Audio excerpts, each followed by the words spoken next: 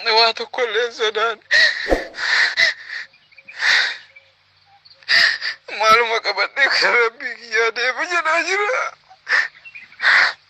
وفي قياتك صلاة ربي ابن إرال دين وانينا ربي زنجنا بالله أدوائي من هكذا جيبتو فيه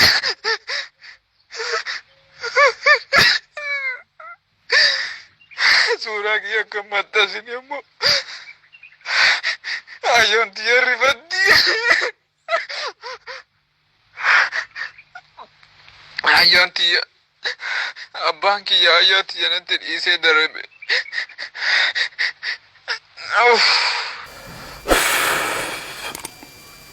أشمار كفوني دعوتوتا في خردفتوتا AGM أكم جرتن نجين ربي قدان بكم سنجرتن التيم إسنرا هاجراتو أكسما وري أمانسا كريستيانا خردفتن بقى أيانا سوماهي كاتين إسنجه جتشام إيجا جما سجنتا كيناتي يو أسدي بنوموتو سجلين أما أريف لجي فتن سنين سجلين أبوليسي كنا أبوليسي كو أبوليسي كيم أبوليسي إسام أبوليسي إسين بيدو بايرا نوف إرجيدا namni kuniin akka nama kamiittuu dalagadheem uf jijjiireem maatii kiyya jijjiireem biyya kiyya jijjiira jechuudhaan Itoophiyaa irraa gara Dubaay deemee baadiyaa wayii keessatti waan akka masnoo wayii dalagaa na fakkaate namni kunii karaa keessaatiin na qunnamee haala keessa jiru tokko naa hime akkuma beekamu yeroo ammaa kana weerarri vaayirasii koronaa addunyaa miila takkaan dhaabee lubbuu lammiilee hedduu kan galaafate yoo ta'u namoota miliyoona lamaa ol immootu dhibee kanaan qabamaniitiin haala rakkoo ta'e keessa jiranii jechuudha. Dhibeen kun saffisa addaatiin biyyoota addunyaatti yoo bal'atuun immootu yaaddoo guddaa uumee biyyoonni hundi balbala ofii walii isaanii walirraa cufataniitti jiru jechuudha. Egaa ka dhibeen kanaan lammiileen Itoophiyaa biyya Ameerikaa jiran dhibbaa ol akka du'antu himama. Qabatamatti lakkoofsi isaanii beekamu baatus Ameerikaatti ambaasaaddarri Itoophiyaa lubbuun Itoophiyaanota dhibbaa olii biyya Ameerikaa keessatti dhibee vaayirasii koronaatiin darbuu beeksisee jira jechuudha.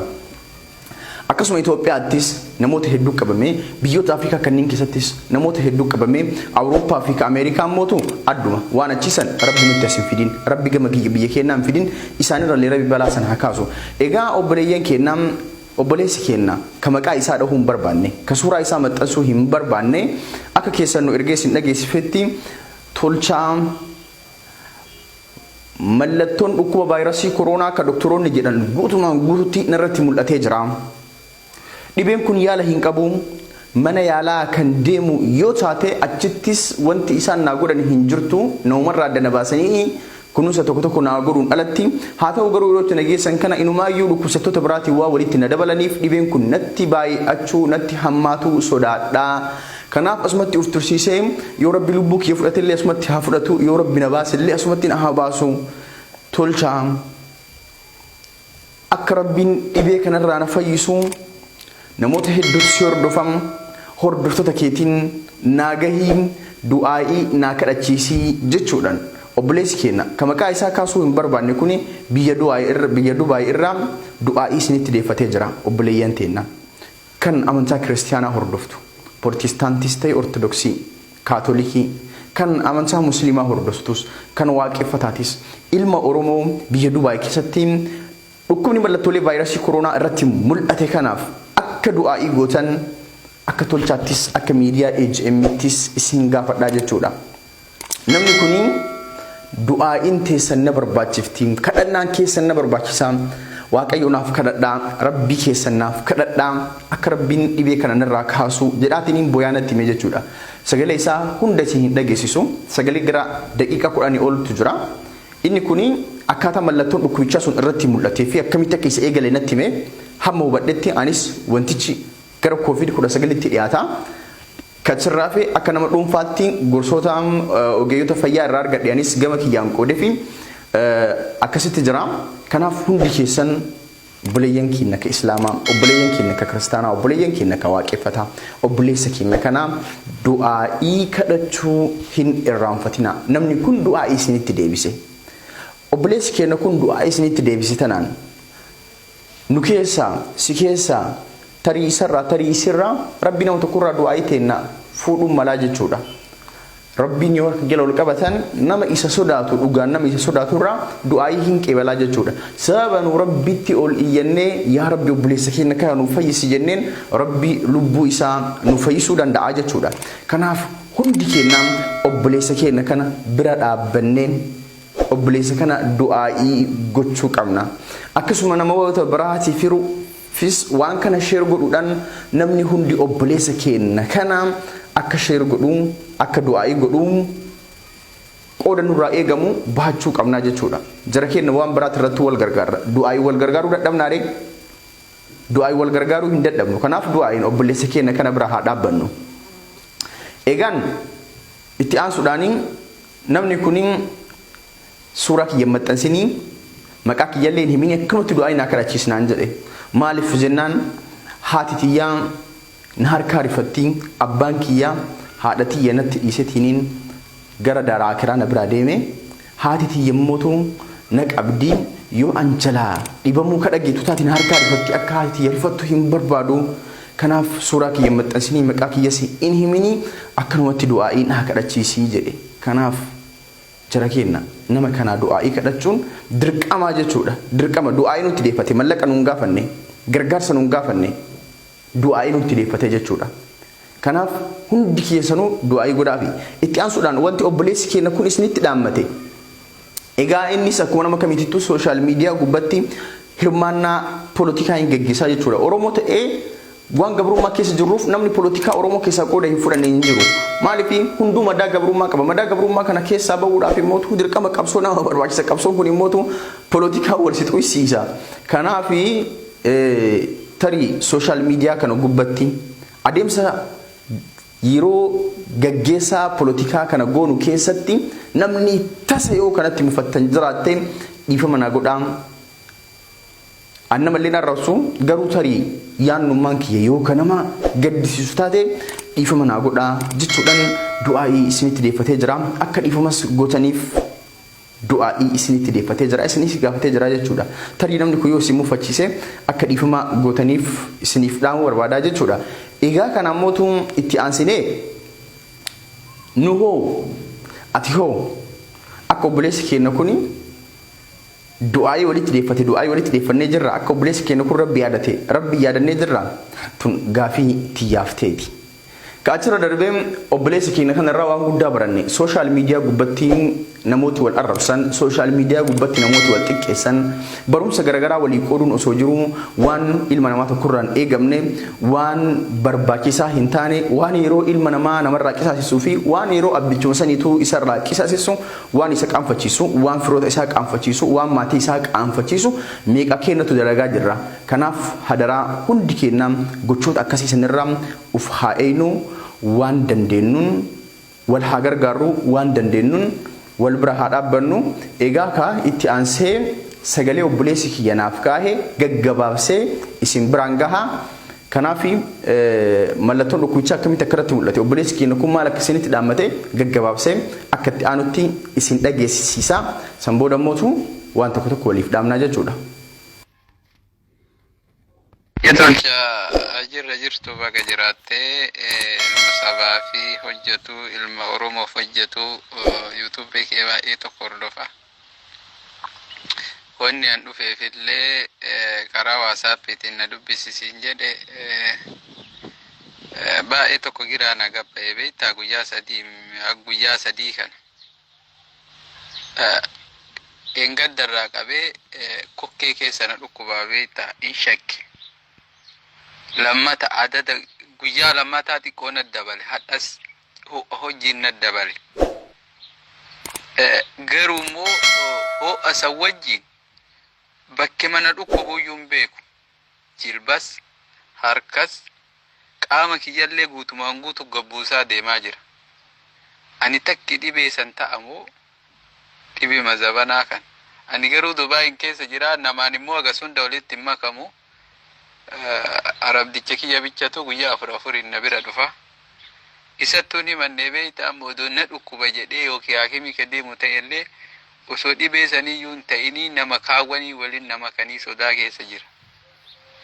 Kanaaf wallaahi furmaanni na dhibe tokko.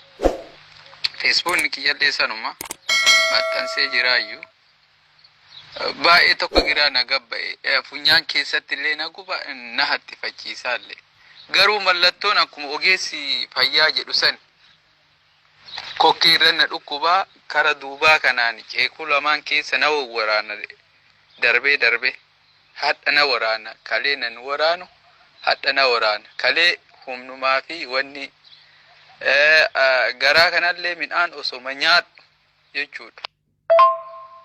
Garaa kana keessallee midhaan osoma nyaadhu hin qabu duraan dhibe maayyuu hakimillee dhaqeen beeku. Osoma nyaadhu garaa kiyya keessa kanallee akka waan midhaan hin nyaanne guutumaan waan mana keessaa nyaatullee hin beeku. Hadhaa fi kalee jechuudha. Ufii hin nyaadha giddiin itti nyaadha sanu. Giddi maan itti nyaadha. Yoo itti nyaadhu wannu mana keessaa nyaatu garaan qulla mana ta'a. Osoo hammaaman bahin osoo waa tokko hin ta'in. Ufiimmoo nan beelessu. Giddiin bishaan na dhoobeessa bishaan ligidaa oduu bishaan xiqqoo irraa ture taanaan na mudda. Kokkee kanarra inni dhukkuba immoo arraba jalatti immoo akka waan raammoon kokkee keessaa gaddeemee arraba jala na dhufee onna deebi'u na fakkaata. Garuu immoo alallaahi tawakkaltu wanna rabbi irraa dhufte jedheetumaan callisaa jira. Namni beeyta sooshaal miidiyaa kanarra waliin bu'aa. Namni baay'ee tokko siyaasaa kanaa jecha waliin bu'aa turre akka tasaa. Waa hundaanuu qophaa'uun bareeda akka tasaa. Yoo nafseen tiyata darbitu taate sooshaal miidiyaa irratti akka du'aa hin haqadhachiisu.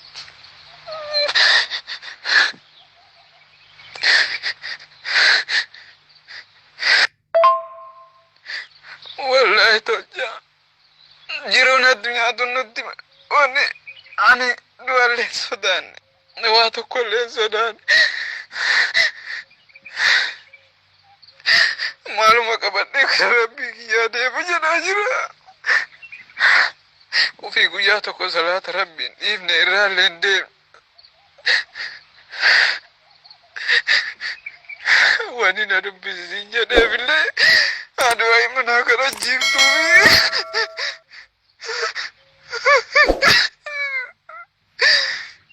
Suuraa kiyya akka maxxansin immoo ayyoon tiyya rifatti. Ayyoon tiyya abbaan kiyya ayyaa tiyya natti dhiisee darbe. Ya Allah, ya Rabbi kiyya na dabarsitelle ya Rabbi kiyya. Ya Rabbi kiyya maasiyaa akkasii tolcha. Wanni ansii kira dhullee suuraa kiyyallee yoo akka tasaa feesbuuk irraa na dhabde suuraa kiyyallee lakkoofsa kanaan illee bilbiltee na dhabde do'ayinaa gara amaariffaallee oromiffaallee wallahi namni biyya ambaa keessa jiru atillee caalteetii miti. Namni martuu fuula rabbi wallahi du'alleen sodaanne rasuula rabbiittu du'e sallallahu alaihi wasallam ambiyoota rabbiittu darbe.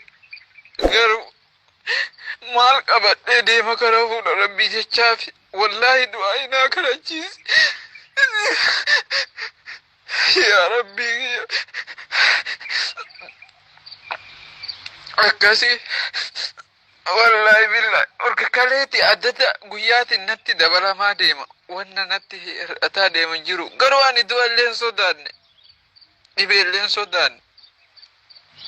Maaluma qabadhee rabbii kiyya deema. Namni fuula wanni irratti akka tasaa yoo akka tasaa rabbiin kiyya nafsee tiyya dabarse du'aayinaa kadhachiise. Yoo jiraadhe yookaan du'aayinaa kadhachiise inshallah. Suuraa kiyya immoo akka maxxansine.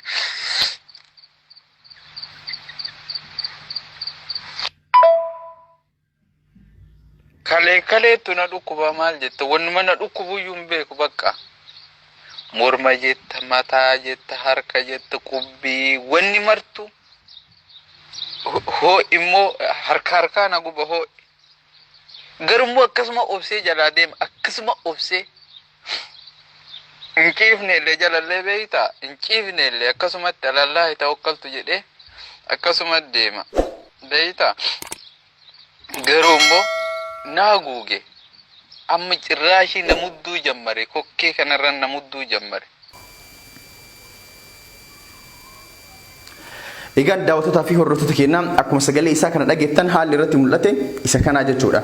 Kanaaf hundi keessan du'aa godhaa fi akka Rabbi nuuf fayyisu. Itti aansuudhaan immoo hundi keessanuu hadaraa hundi keessanuu uf eegaa. Dhibeen kuni dhibee irraa uf eeguu barbaachisu. Uf eegaa. Nama wajjii walitti hin dhiyaatinaa. Yoo dirqama taateen alatti mana keessanii hin bahinaa. Namaan harka wal hin fuudhinaa. Akkanumatti nagaa jedhaani.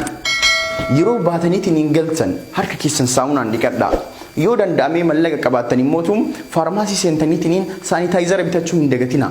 Sochii kamuu itti gootan yeroo nama nagaa gaafattaniitiin biraa deemtan saanitaayizaraan harka keessan qulqulleeffachuu hin dagatinaa jechuudha. Kanaaf obboleeyyuu kiyyaa dhibeen kuniin dawaa hin qabu. Biyya guddoo addunyaa kanarratti ana malee biyyi biraa hin jirtu jettu Ameerikaa humna qaba jettu san keessatti lubbuu lammiilee meeqa akka galaafatu argaa jirtanii jechuudha. Biyyoonni gurguddaan humna qaban sunuyyuu ofirraa ittisuu hin dandeenye.